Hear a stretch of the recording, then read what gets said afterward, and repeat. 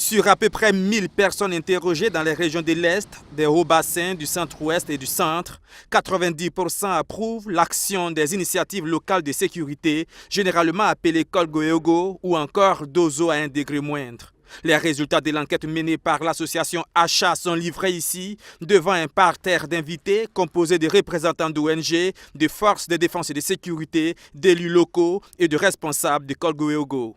Quand on dit qu'il y a coupeurs de route qui sont sur la route de, par exemple, Bilanga, immédiatement, on informe tous les villages qui sont aux alentours de Bilanga.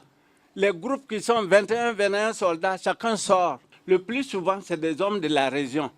Dès qu'on prend un, on va prendre tout le groupe là. Une méthode qui aurait fait ses preuves et qui aurait contribué à faire baisser largement le taux du grand banditisme dans des zones où l'absence des FDS était visible. Mais selon l'étude, les populations ont aussi émis des réserves sur certaines pratiques de ces agents de sécurité communautaires. À l'époque, effectivement, on frappait, on flagellait.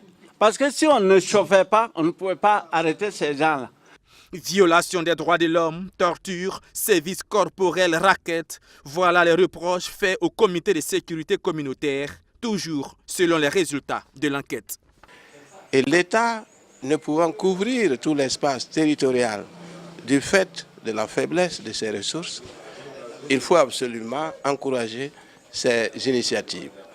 Mais encore faut-il que ces initiatives agissent dans le cadre d'un État démocratique, d'un État de droit, et en ayant à l'esprit que la finalité, c'est de poser le socle sécuritaire qui est indispensable à tout développement humain.